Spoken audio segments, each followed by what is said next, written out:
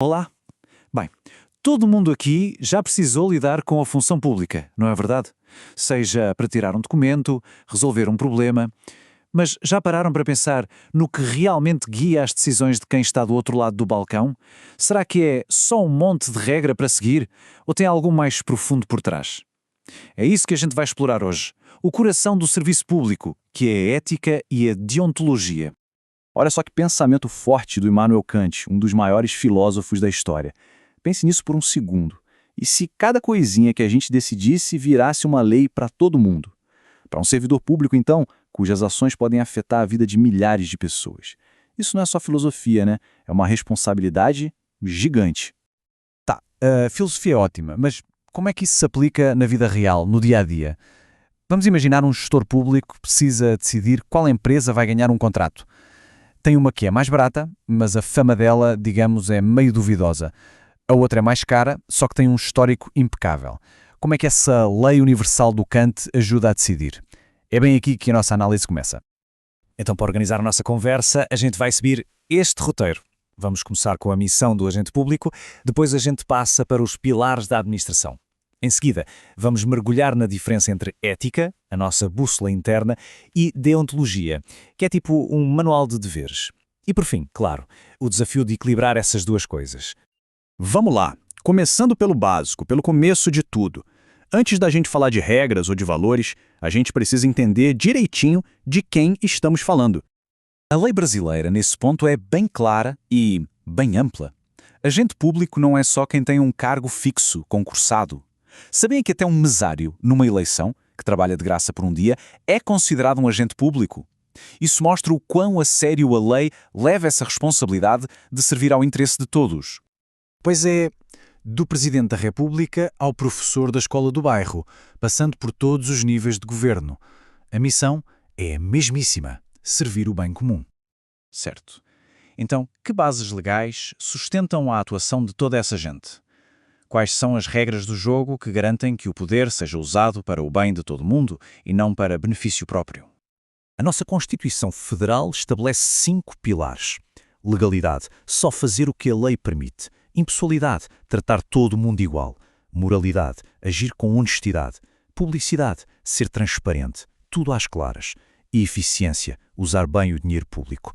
E olha, esses princípios não são só umas dicas, não. São a base de tudo. Ignorar isso aí pode trazer consequências bem sérias. Mas a lei não consegue prever tudo, né? E quando a situação é meio cinzenta, um dilema, é aí que entra a ética, a nossa bússola moral interna. A origem da palavra, ethos, já diz tudo. Tem a ver com caráter.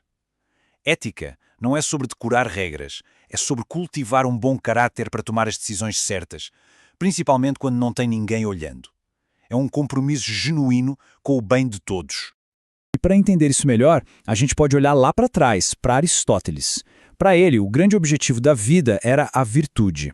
E ser virtuoso era basicamente criar o hábito de fazer a coisa certa, de novo e de novo, até isso se tornar parte de quem a gente é. Uma ideia com mais de 2000 anos, mas que nunca foi tão atual. E como é que se chega nessa tal de virtude? Bom, Aristóteles propôs a ideia do meio termo. A virtude não estaria nos extremos, mas no equilíbrio perfeito. A coragem, por exemplo, não é a falta total de medo, isso seria imprudência, temeridade.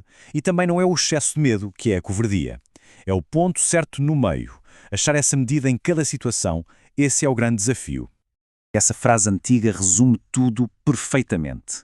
A ética no serviço público não é algo privado, pessoal.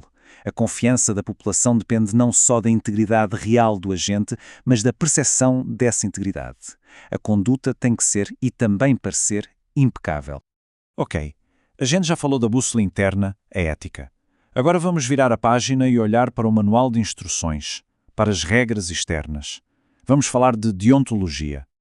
Se a ética é sobre o porquê e o quem, a deontologia é sobre o quê. A palavra vem do grego deontos, que significa dever. Então, é literalmente a ciência dos deveres. É aquele conjunto de regras, códigos e normas que diz a um profissional exatamente como agir em situações específicas. É interessante ver como o conceito de deontologia mudou com o tempo.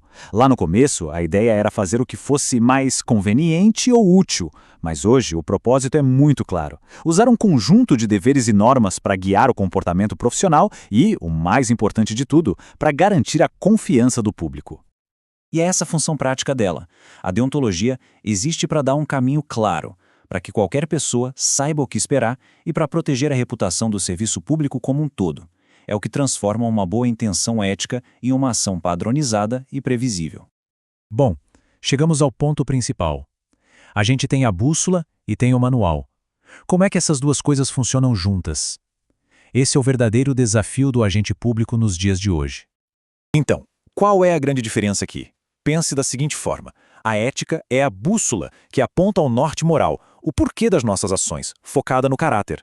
Já a deontologia é o mapa, o manual que dá as regras do caminho, o que fazer. Para chegar ao destino certo, não tem jeito, a gente precisa dos dois. E aqui está o ponto-chave.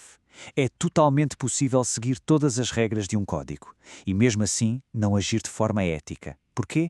Porque a ética exige mais. Exige discernimento, um compromisso com o bem comum que nenhuma lista de regras, por mais completa que seja, consegue capturar. É exatamente por isso que a ética, aquela bússola interna de Aristóteles, é tão fundamental. As regras são essenciais, claro, mas o mundo real é complexo. Sempre vai ter situações inesperadas, dilemas em que as normas não dizem nada ou até se contradizem, e nessas horas é o caráter virtuoso do agente público que vai fazer toda a diferença. Então fica essa pergunta no ar para a gente pensar. Será que só obedecer a um código é o suficiente? Ou será que a verdadeira integridade exige algo mais profundo, um exercício constante de julgamento, de virtude? No fim das contas, talvez a resposta seja essa. A integridade não é um lugar aonde se chega e pronto, acabou. É um exercício contínuo.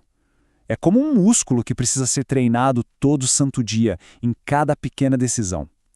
E essa é uma reflexão que vale para todo mundo, não só para servidores públicos. Afinal de contas, a integridade é uma prática diária para qualquer pessoa que queira fazer a diferença no mundo.